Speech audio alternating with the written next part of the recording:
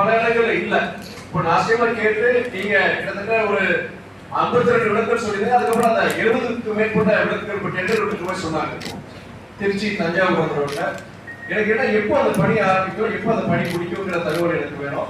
அதை இல்லாம போட்டோன்னா ஒரு ஒரு கள ஆய்வு நம்ம செஞ்சிடணும். கள ஆய்வு செய்யணும். உங்களுடைய தேசிய நெடுஞ்சாலை அதே மாதிரி இதுல ஒரு தஞ்சாவூர்ல வரும் இல்லையா, தஞ்சாவூர்ல வரும். ஸோ அங்கிருந்து அதிகாரிகள் வந்திருந்தாங்க. நம்ம அலுவலக எம்பிஎல் வளர்ந்து சேர்ந்து நம்ம ஒரு கள ஆய்வு மாதிரி பண்ணியிருந்தோம்.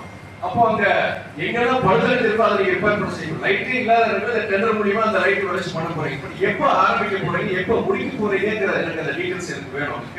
அது இல்லாம நிறைய இடத்துல காவல்துறை அதிகாரி சொன்ன மாதிரி பேரிகேட்ஸ் வச்ச பேரிகேட்ஸ் ரிமூவ் பண்ணிருக்காங்க. அங்க இருக்கிற லோக்கல் இருக்கிற ஜனங்க பண்ணி, ஆனா பீரியாடிக்கா இன்ஸ்பெக்ஷன் பண்ணி இந்த மாதிரி பிளாக் ஸ்பாட்ஸ் அடிக்கடி விபத்துகள் நடக்கிற ஏரியால அந்த பேரிகேட்ஸை க்ளோஸ் பண்ணும். அப்படி யாராவது ரிமூவ் பண்றாங்கன்னா அவங்க மேல நீங்க பாயிண்ட் அவுட் பண்ணீங்கன்னா காவல்துறை அதிகாரி நீங்க கூட ஆக்ஷன் எடுக்கிறீங்க.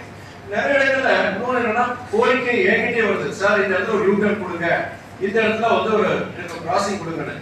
யூட்டர்ன் இதெல்லாம் பொறுத்த வரைக்கும் தயவு செய்து பொறுத்த வரைக்கும் நான் என்கரேஜ் பண்றது கிடையாது. ஏன்னா அந்த ஹை ஸ்பீட் ஏரியாஸ் குறிப்பா இரவு நேரங்கள்ல அந்த பெடஸ்ட்ரியன்ஸ் நிறைய பேர் இருக்கிறாங்க. மெயினா இருக்கிறது இதனாலதான் அந்த பேரிகேட்ஸ் இல்ல அது என்ன அந்த இடத்துல யாராவது சொல்லி அதை எடுத்துறாங்க. அதை நேஷனல் ஹைவேஸா இருக்கட்டும், காவல்துறை அதிகாரிகள் இருக்கட்டும், நீங்க அதை ஸ்ட்ரிக்டா என்ஃபோர்ஸ் பண்ணுங்க.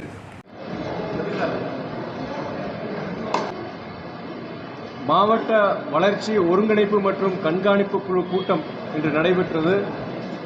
நான் நாடாளுமன்ற உறுப்பினரான பின் இது 3வது கூட்டம்.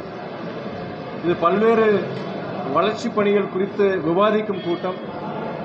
அதே மாதிரி போன மீட்டிங்கில் என்னென்ன பேசணும், என்னென்ன நடவடிக்கைகள் எடுத்திருக்கிறோம், அந்த நடவடிக்கைகள் திருப்திகரமாக இருக்காங்கிற விவாதிக்கிற ஒரு கூட்டம் தான் இந்த கூட்டம். இன்றைக்கு அந்த கூட்டம் மிகவும் சிறப்பாக நடைபெற்றது.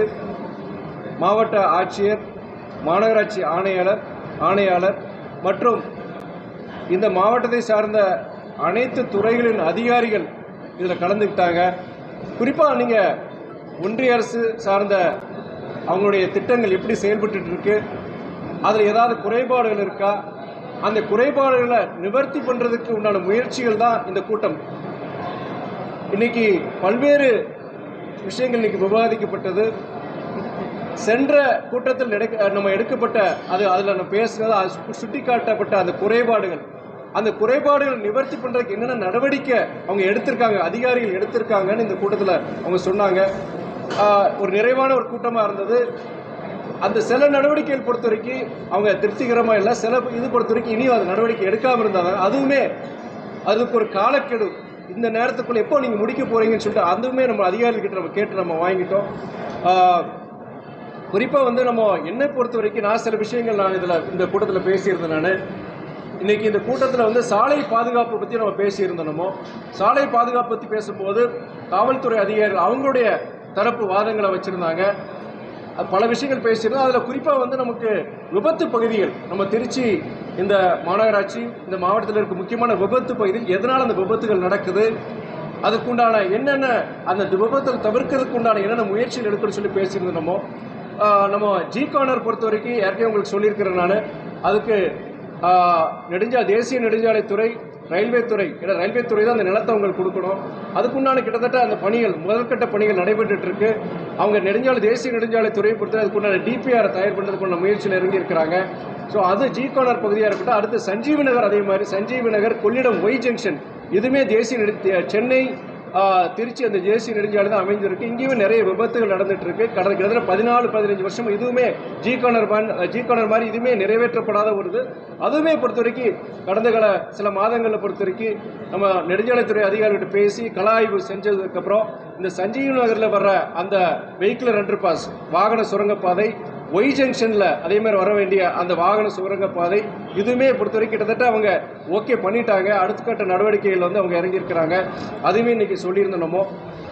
இது தவிர பொறுத்த வரைக்கும் இன்னைக்கு பஞ்சப்பூர் பஸ் ஸ்டாண்ட் பொறுத்த வரைக்கும் உங்களுக்கு வந்திருக்கு. தமிழ்நாட்டிலேயே இன்னைக்கு மிக சிறந்த ஒரு ஒரு பஸ் ஸ்டாண்ட் நம்ம உருவாக்கி இருக்கிறாங்க. நம்ம மாண்புமிகு அமைச்சர் மற்றும் இங்க இருக்கிற நம்முடைய மாநகராட்சி ஆணையர் அவர்கள் மற்றும் மற்ற அதிகாரிகளுடைய கடுமையான முயற்சியில் இன்னைக்கு அது நிறைவு பெற்றிருக்கு. ஆனால் வந்து நீங்கள் வர்ற காலங்களை பொறுத்த வரைக்கும் அந்த இடம் பொறுத்த வரைக்கும் ரொம்ப போக்குவரத்து நெரிசல் உருவாக்கக்கூடிய சூழ்நிலையை பொறுத்த வரைக்கும் என்னென்ன அடுத்த கட்ட நடவடிக்கை நம்ம என்ன எடுத்துருக்கோம் அதுக்கு இன்றைக்கி நம்ம மாநகராட்சி நம்ம மாவட்ட ஆட்சியர் அதுக்குண்டான விளக்கத்தை கொடுத்துருந்தாரு. கிட்டத்தட்ட 3 கிலோமீட்டர் தொலைவுக்கு வந்து ஒரு எலிவேட்டட் ஹைவே மாதிரி அந்த இடத்துல வரப்போகுது. ஸோ இதெல்லாம் வந்து அடுத்து வர என்னென்ன பிரச்சனைகள் அதெல்லாம் முன்கூட்டியே ஆராய்ந்து நம்முடைய மாவட்ட ஆட்சியரும் சரி மாநகராட்சி ஆணையம் அந்த பால்பனை ஜங்ஷன் உங்களுக்கு எல்லாருக்கும் தெரியும், அடிக்கடி டிராஃபிக் ஜாம் ஆகிற ஒரு பகுதி அது.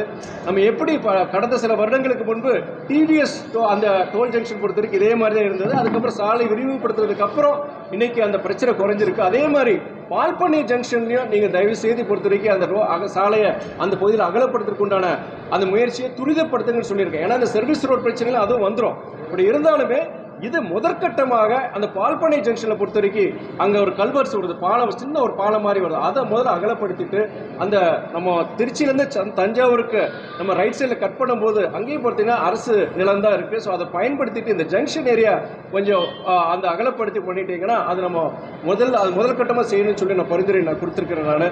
அதே மாதிரி நம்ம திருவெரும்பூர் பஸ் ஸ்டாண்ட் பொறுத்த வரைக்கும் நம்ம ஒரு வருஷத்துக்கு முன்னாடியே அது அறிவிக்கப்பட்டது. திருவெரும்பூருக்குன்னு ஸ்பெஷலாக ஒரு பஸ் ஸ்டாண்ட், தனியாக ஒரு பஸ் ஸ்டாண்ட் சொல்லி அறிவிக்கப்பட்டிருந்தது. அந்த இடமே அதை அறிவிச்சிருந்தாங்க.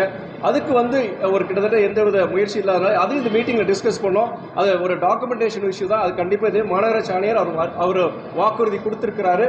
அந்த பஸ் ஸ்டாண்ட் பணிகள் பற்றி விரைவில் அது நடைபெறும் சொல்லி வாக்குறுதி கொடுத்துருக்கிறாரு. இந்த திருவெரும்பூர் ரயில் நிலையத்துக்கு பொறுத்த வரைக்கும் என்னன்னா உங்களுக்கு அப்ரோச் ரோடு பார்த்தீங்கன்னா இருக்கிற அப்ரோச் ரோடு பார்த்தீங்கன்னா அது ரொம்ப ஒரு குறுகலான பாதை, பல்வேறு பிரச்சனைகள் இருக்குது. அதனால் மாற்றுப்பாதை அங்கே திருவெரும்பூர் பஸ் நிலையத்திலேருந்து நேரடியாக இன்னொரு பாதை இருக்குது. ஸோ அந்த பாதையை பொறுத்த வரைக்கும் அங்கே ரயில்வே துறை அவங்க சம்மந்தப்பட்ட இடத்துல அதுக்கு அங்கே தார் சாலை அமைச்சு கொடுக்குறதா வாக்குறுதி கொடுத்துருக்குறாங்க. இவங்க நம்முடைய மாநகராட்சி ஆணையர்கிட்ட ஒரு வேண்டுகோள் கொடுத்து நான் அந்த பகுதியில் பொறுத்த வரைக்கும் அந்த அரசு நிலங்கள் அரசு அலுவலகங்கள் இருக்கிறதுனால நீங்கள் ஒரு 10 அடி மாதிரி நீங்கள் கொடுத்தீங்கன்னா அந்த திருவள்ளூர் பஸ் ஸ்டாண்ட்லேருந்து நீங்கள் டைரெக்டாக வந்து ஸ்டேஷன் போகிற அந்த பாதை பற்றி நல்ல விரிசலான ஒரு அகலமான பாதையை கொடுத்து ஒரு பெர்மனன்ட் சொல்யூஷன் இதுக்கு வந்துடும் சொல்லிட்டு அவர் கண்டிப்பாக பரிசீலனை பண்ணுறதா அவர் சொல்லியிருக்கிறாரு. அடுத்தபடியாக என்னன்னா நமக்கு அந்த எம்ஐடி ஐடி அந்த பார்க் அந்த போகிற அந்த சாலையை பொறுத்த வரைக்கும் போன கூட்டத்தில் வந்து அந்த சாலை போடாமல் இருக்கு, ரோடு போடாமல் இருக்குன்னு சொல்லியிருந்தனால நம்மளுடைய மாநில நெடுஞ்சாலைத்துறை அதிகாரிகள் அதுக்கு உண்டான முயற்சி எடுத்து சாலை அதை போட்டுட்டாங்க. நேற்று ஸ்பாட் இன்ஸ்பெக்ஷன் போயிருந்தேன் நான். சாலை நன்றாக போடப்பட்டது. ஒன்றே என்னன்னா அந்த எம்ஐடி அந்த ஐடி பார்க் அந்த ரோட்டில் வந்து ஜங்ஷன் இருக்கிறதுல மறுபடியும் அங்கே போக்குவரத்து நெரிசல் ஏற்பட்டதாக சொன்னதுனால அந்த ஒரு 100 மீட்டர் அந்த ஜங்ஷனில் மாத்திரம் அந்த ரோடு அகலப்படுத்த சொல்லியிருக்காங்க. அது மாநில நெடுஞ்சாலைத்துறை அதுக்கு கண்டிப்பாக அவங்க பண்ணுறதா சொல்லியிருக்கிறாங்க. அதே மாதிரி அந்த ஐடி பார்க் முன்னாடி 1 கிலோமீட்டர் முன்னாடி இந்த அகலமான ரோடு வந்து நின்றுது. ஸோ அங்கேயுமே ஒரு விபத்து பகுதியாக இருக்குன்னு சொன்னதுனால அதுவுமே நம்ம யூனியன் சம்மந்தப்பட்ட அது அரசு நிலம் தான் இருக்கிற மாதிரி சொல்கிறாங்க. நானும் பார்த்தேன். ஸோ அதுவுமே நம்மளுடைய மாநகராட்சி ஆணையர் நம்மளுடைய இங்கே இருக்க அதிகாரிகளுக்கு சொல்லியிருந்தாங்கன்னா அந்த 1 கிலோமீட்டர் ஐடி பார்க் வரைக்குமே இந்த விரிவான பாதை போனால் தான் அந்த முழுமையை நம்ம அதை பயன்படுத்தலாம் அப்படிங்கிற ஒரு வேண்டுகோளை நான் விடுத்திருந்தேன் நான். ஸோ இது மாதிரி பல்வேறு நம்முடைய திருச்சி மாநகராட்சியாக இருக்கட்டும் இல்லாட்டி திருச்சி மாவட்டத்துக்கு சம்மந்தப்பட்ட பல்வேறு பிரச்சனைகள், வேளாண் துறை சம்பந்தமான பிரச்சனைகளாக இருக்கட்டும் இல்லை நீங்கள் தொழில்துறை சம்பந்தமான பிரச்சனைகளாக இருக்கட்டும், பல்வேறு பிரச்சனைகள் இன்னைக்கு விவாதிக்கப்பட்டது. மிகவும் ஒரு பயனுள்ள ஒரு கூட்டமாக இன்னைக்கு அமைந்தது.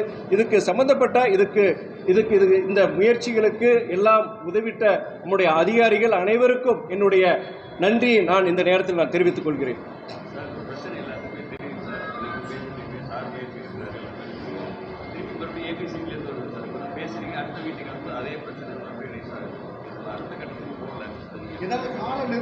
இல்லை அதாவது என்னன்னா முதல்ல அவர் கேள்விக்கு நான் பதில் சொல்லிடுறேன். அதனால தான் என்னன்னா நான் இன்னைக்கு கூட நீங்கள் வெளியில் இருந்திருப்பீங்க. இதில் ஆக்ஷன் டேக்கன் ரிப்போர்ட்னு ஒன்று இருக்குது. நான் இன்ஃபேக்ட் வந்து இந்த நேரத்தில் கூட்டத்தில் நானும் சொல்லியிருந்தேன். சுட்டிக்காட்டும் போது நம்ம மாவட்ட ஆட்சியரும் அதை சொல்லியிருந்தார்.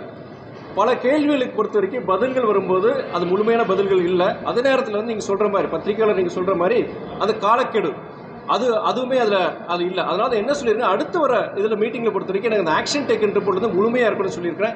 எந்த கேள்வி அனைத்து கேள்விகளுக்கும் உண்டான பதில் அதில் இருக்கணும்னு சொல்லியிருக்கிறேன்.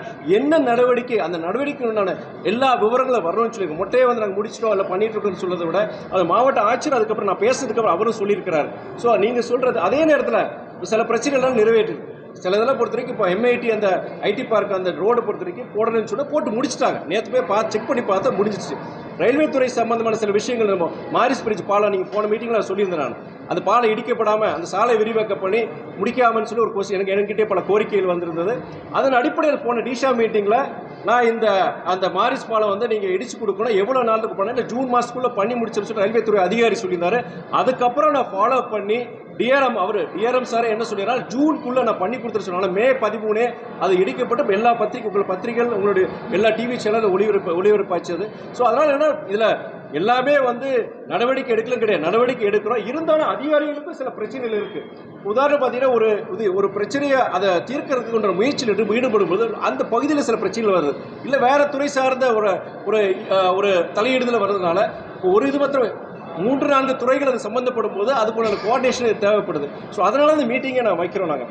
பட் என்ன அடுத்த மீட்டிங் பொறுத்தவரைக்கும் என்னன்னா இந்த ஆக்ஷன் டேக்கன் ரிப்போர்ட் இருக்கு பார்த்தீங்களா, அது கொஞ்சம் விரிவாக வைக்க சொல்லியிருக்கிறேன். நீங்கள் சொல்கிற இது போன்ற தவறுகள் நடக்கக்கூடாது. ஏன்னா மீட்டிங் அதுக்கு தான் வைக்கிறோம், தீர்வு காட்டி தான் வைக்கிறோம். இது தொடர்ச்சியாக இருக்கக்கூடாதுன்னு சொல்லிட்டு உங்களுடைய அதே கவலை தான் எனக்கு இருக்கு.